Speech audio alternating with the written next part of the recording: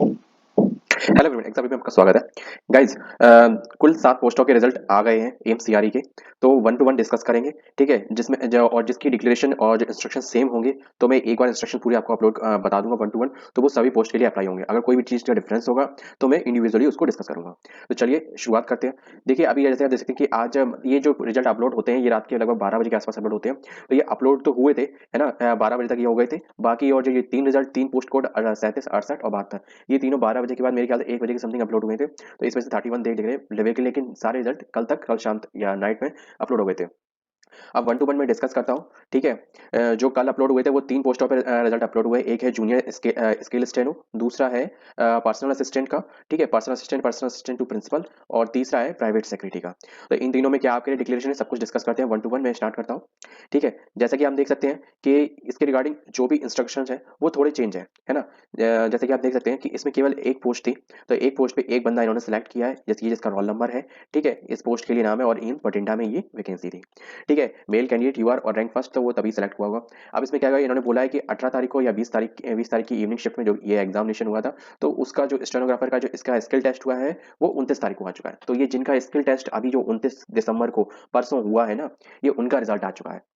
ठीक है, तो स्टेनो की जितनी पोस्ट है ये तीनों पोस्ट लगभग स्टेनो की ही है, समथिंग समथिंग रिलेटेड। ठीक है, तो देखते हैं वन टू वन। जैसे कि स्टेनोग्राफर की एक पोस्ट का इसका रिजल्ट आ चुका है, तो 29 दिसंबर को इसका स्किल टेस्ट हुआ था। तो स्किल टेस्ट में जो फिल्टर आउट होके तो वो ये पर्सन निकल के आया।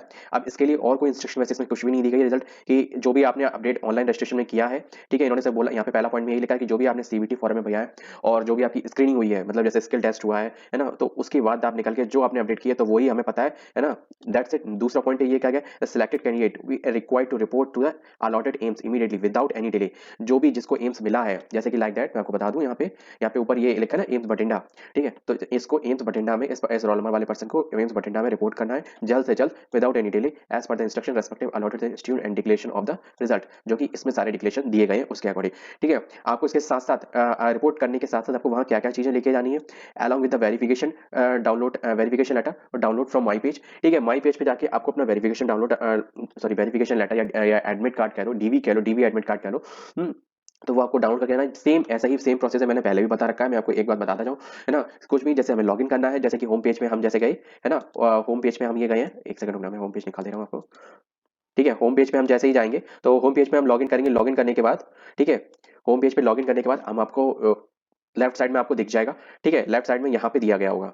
ठीक है, लेफ्ट साइड में यहाँ पे माई पेज लिखा हुआ होगा। माई पेज में यहाँ पे आपका डीवी एडमिट कार्ड का ऑप्शन होगा, एक होगा, फिर उसके नीचे रिजल्ट का होगा, ऊपर एडमिट कार्ड का, उसके नीचे डीवी एडमिट कार्ड का ऑप्शन होगा। तो आपको वो डीवी एडमिट कार्ड डाउनलोड कर लेना है। उसमें बाकायदा डिटेल्स दी गई होगी, है ना, कि आपका एम्स बठिंडा में आपको रिपोर्ट करना है, इस पोस्ट के लिए आपका है ना, आपका ये नाम डिटेल, आपका रोल नंबर, सब कुछ डिटेल, पर्सनल डिटेल आपकी दी गई होगी।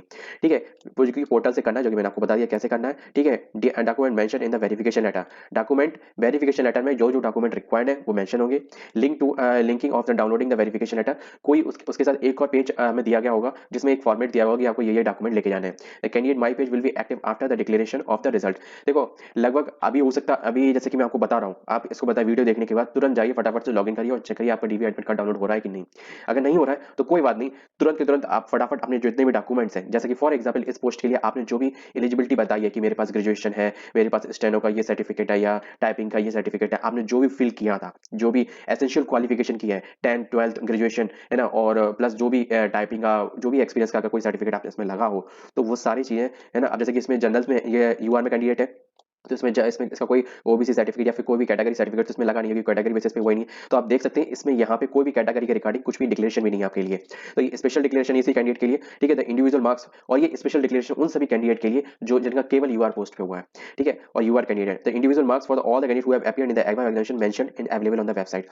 ठीक है, आपके जो इंडिविजुअल मार्क्स हैं वो अगर अभी शो नहीं हो रहे हैं तो कुछ देर में आपको शो हो जाएंगे। जैसे कि मैंने आपको बताया, जैसे डीबी एडमिट का डाउन करा, वहीं पे रिजल्ट का ऑप्शन होगा, अपने मार्क्स का ऑप्शन होगा, तो बस उस पर आपको टैप करना है ना। तो वहाँ पे आपका जो मैंने एक वीडियो बना रखी है इसके रिगार्डिंग, उसका लिंक मैं दे दूंगा, फिर मैं बता दे रहा हूँ, है ना। तो उसमें आपको पूरे आपके मार्क्स, है ना, रैंक आपकी सब कुछ शो हो जाएगी। ठीक है, लेकिन मैं जब आपको ये सब मिल गया तो उससे कोई दिक्कत नहीं है। The allotted institute reserve the right to use और not use to the above list. ठीक है, मतलब इनका कहने का मतलब अब जो अलॉटेड इंस्टीट्यूट है वो आपको चाहे तो रिजेक्ट कर भी सकता है और नहीं भी कर सकता है, दोनों ही चीजें। ठीक है, it may be noted that the AIIMS may ask the candidate to report the immediately without any further delay expected view earlier notice that all the candidate are ready to fill the requirement. यानी कहने का मतलब है जैसे ही आपके पास आपका AIIMS का allotment letter मिले, अलॉटमेंट लेटर मतलब डीवी एडमिट कार्ड मिले, तुरंत आप आगे चले जाओ हमारे पास। ठीक है, फटाफट से फर्स्ट कम बेटर है, जल्दी आ जाओगे वो ज्यादा बेटर रहेगा।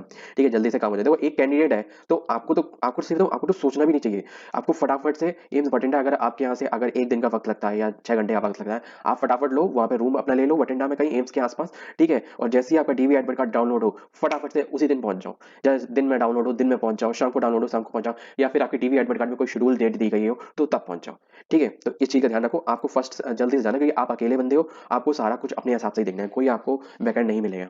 नेक्स्ट पॉइंट आपके लिए क्या है, एम्स इज प्रोविजनल। देखो verification letter, verification of the, इन्होंने लास्ट पॉइंट में आपके लिए ये लिखा है, जो अभी आपको ये चीज मिली है, ये आपका जो अपने रिजल्ट में आपका नाम आप देख रहे हो, तो ये प्रोविजनल है, ये ऊपर भी लिखा हुआ है, ये प्रोविजनल है।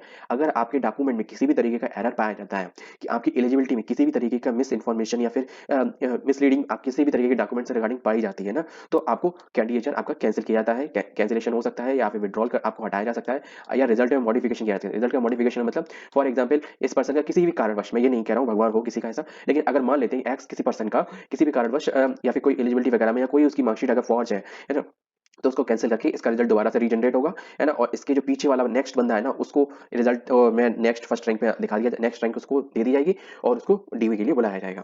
तो जब तक फाइनल नहीं हो जाता तब तक कुछ भी फाइनल नहीं हो सकता, है ना। जब तक आपका डीवी हो कि आपको इवन ये समझ लो आपको आपको जो मिलेगा ना ज्वाइनिंग लेटर, वो भी मिल जाएगा ना, उसके बाद भी 2 साल का प्रोबेशन पीरियड रहता है। तो आपको ये चीज का दिमाग में रखना है, अगर आपकी डॉक्यूमेंट अभी भी कोई भी दिक्कत हो, कोई ऐसा इशू हो, मतलब कोई टेक्निकल या क्लैरिकल मिस्टेक हो, तो वो चीज अलग बात है ना। तो उसके खिलाफ से उसके लिए आप एक नोटेरी उन्हें दे सकते हो। लेकिन अगर कोई, आप समझ सकते हैं कुछ और टाइप की अगर आपने कोई इशू या किसी तरीके का डॉक्यूमेंट आपका फॉर्ज है ना, तो आप प्लीज ना जाएं तो मोस्ट बेटर रहेगा, क्योंकि क्या किसी किसी और को मिल जाएगी, है ना, तो किसी और का ही भला होगा। आपके फॉर्ज है, सोचो अगर आपने ले लिया, फिर 1 साल बाद या फिर 1.5 साल बाद या 2 साल बाद अगर पता चले कि हाँ कोई डॉक्यूमेंट ये फेक था, है ना, फिर जो रिकवरी होती है ना, 420 का केस भी लगता है, रिकवरी भी होती है ना, और जितनी सैलरी होती है सब कुछ लौटानी पड़ती है, और पेनल्टी भी लेनी पड़ती है, और मे भी हो सकता है जेल भी जाना पड़े।